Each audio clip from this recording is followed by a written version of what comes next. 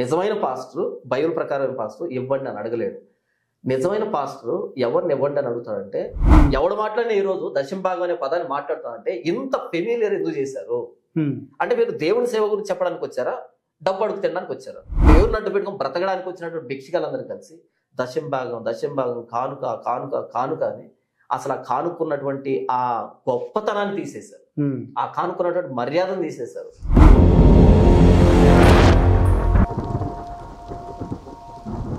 పాత నిబంధనలో దేవాలయం ఉన్నప్పుడు, ప్రత్యక్ష గుడారం ఉన్నప్పుడు, లేవియ వ్యవస్థ ఉన్నప్పుడు, యాజక ధర్మం జరుగుతున్నప్పుడు, బలులు, హోమాలు, అర్పణలు, నైవేద్యాలు ఉన్నప్పుడు లేవియ గోత్రం పోషించబడడానికి, దేవుని సేవ జరగడానికి మిగిలిన 12 గోత్రాలు దశంభాగంతో దేవుని సేవను కొనసాగించారు.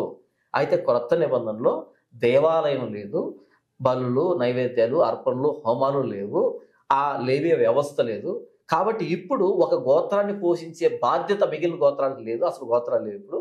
ఇప్పుడు ఒక కుటుంబాన్ని పోషించడానికి అందరూ దశంభాగం ఇవ్వాల్సిన అక్కర్లేదు.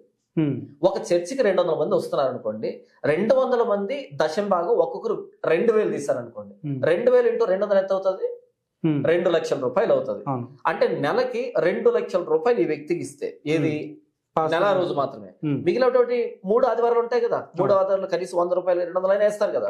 ఇప్పుడు ఒక పాస్టర్ అమ్మ, 2 పిల్లలు, ఇంకిద్దరు ఉంటే ఒక 6 మంది కుటుంబాన్ని నెలకు 2 లక్షలు ఇచ్చి పెంచి పోషించారనుకో, వీడికి ఏం చేయాలో తెలియక వెళ్ళి రియల్ ఎస్టేట్ వ్యాపారం చేస్తాడు. అవునా? ఇప్పుడు జరుగుతున్న దరిద్రాలని అవే. నేను చెప్పింది 200 మంది ఉండేది మాట్లాడుతున్నది, 2000 వేసుకుంటే మాట్లాడుతున్నాను. ఇప్పుడు 1,00,000 మంది కంటే పైగా వస్తున్నా అని చెప్పుకున్నట్టు చర్చలు ఉన్నాయి. ఎన్ని లక్షలు వస్తున్నాయి, ఎంత డబ్బు వస్తుంది, కాబట్టి విపరీతమైన వికృత చేష్టలని చేస్తూ ఉన్నారు.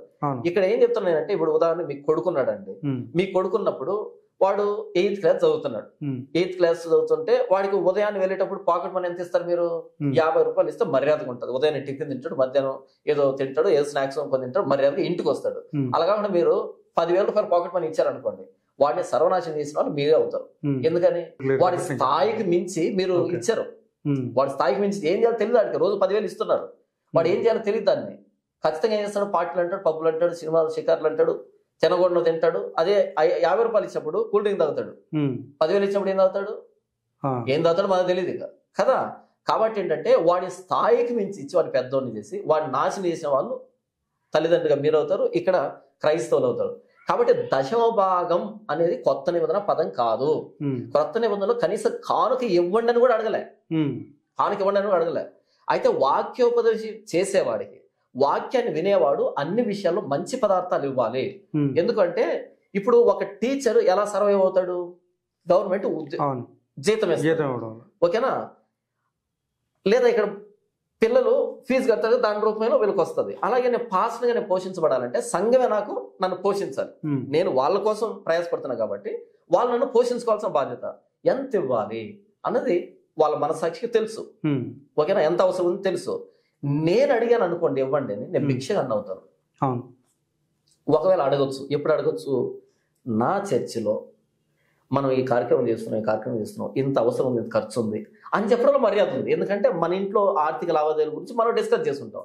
కానీ మైక్ పెట్టి, కెమెరా పెట్టి మొత్తం ప్రపంచానికి ఊతున్నాం అనుకో, అదే పనిగా ఊతున్నాం అనుకో, ఎప్పుడో సంవత్సరానికి ఒకసారి మాట్లాడావు, మంచిది, ఈ విధంగా చర్చిలో అవసరాలు ఉన్నాయి, ఎందుకు మీరు స్పందించట్లేదు? గౌరవం ఉంటుంది.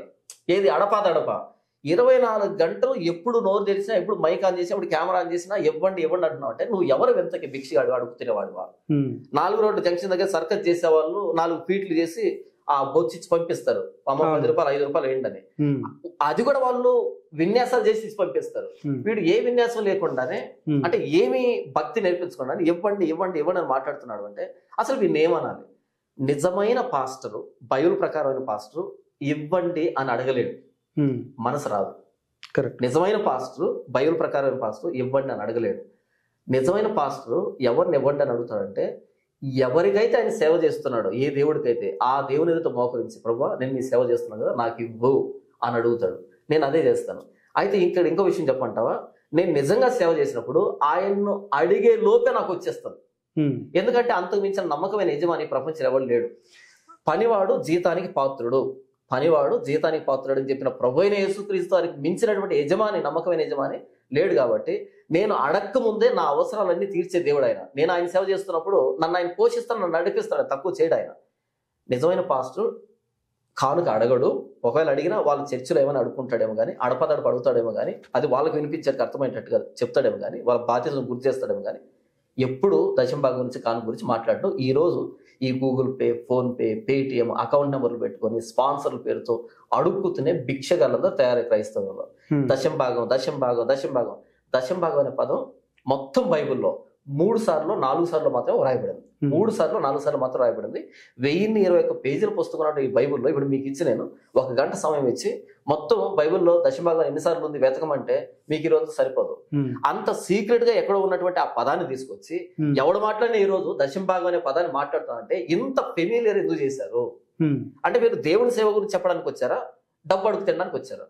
మీరు ఒక టీచరు, మీరు క్లాస్ రూమ్లోకి ఎంటర్ అయ్యారు, పిల్లలకి పాఠం చెప్తారా, లేదా నాకు జీతం రాలేదు, ఇంట్లో గడవట్లేదు, నాకు అదేంది ఇదైంది మీ సమస్యలు చెప్పుకుంటారా? ఒకవేళ మీరే కనుక క్లాస్ రూమ్లోకి ఎంటర్ అయిన తర్వాత నా ఇంట్లో ధాన్యం అయిపోయింది, నాకు బట్టలు లేవు, నాకు ఆరోగ్యం బాగాలేదు, నాకు అది ఇది చెప్తున్నాను అనుకో, మొదటి రోజు పిల్లలు వింటారేమో కానీ జాలిపడి, రెండో రోజు అనుకుంటారు ఎందుకు వీడు అడుగు తినేవాడా లేకపోతే మీ టీచర్ అనిపిస్తుంది. టీచర్ గా క్లాస్ రూమ్లోకి ఎంటర్ అయిన తర్వాత తిన్నా తినకపోయినా సరే నీట్గా ఇన్స్ట్రక్ట్ చేసుకొని, టై వేసుకొని, షూ వేసుకొని, నీట్గా దూకొని హుందాగా క్లాస్ రూమ్లో లెసన్ చెప్పు. ఆఫీసులో కొట్లాడు, కాలర్ పట్టుకున్నాడు, ఎందుకు నా శాలరీ ఎక్కడని అడుగు. అది అడగాల్సినటువంటి ప్లేస్, అది పద్ధతి. ఆఫీస్ లోకి వెళ్ళి ప్రిన్సిపాల్ కాలర్ పట్టుకుని నాకు జీతం రాలే అని అడుగు. కానీ క్లాస్ రూమ్లోకి ఎంటర్ అయ్యావా, ఆ డిగ్నిటీ మెయింటైన్ చేయ, నువ్వు టీచర్ పోయి లెసన్ చెప్పాలి వాళ్ళకి కదా. చర్చ్ పుల్పిట్ మీదకి వచ్చిన తర్వాత సంఘానికి ఏం కావాలో చెప్పు, వాక్యం చెప్పు, బైబుల్ ఎలా ఉంది, ఏసుకో ఎలా చెప్తాను చెప్పు, హుందాగా డిగ్నిటీగా చెప్పు, తినపోయినా చెప్పు. వెళ్ళు, ఇంట్లోకి వెళ్ళు, గడియ పెట్టుకో, తలుపేసుకో, పరలోకం దేవుడు ప్రార్థన చేయి, నాకు ఎందుకు ఇవ్వు, నేను సేవ చేయట్లేదా అని ఆయన అడుగు. ఆ అవకాశం దేవుడు నీకు ఇవ్వడు, ఖచ్చితంగా నువ్వు అడగకముందే ఇస్తాడు.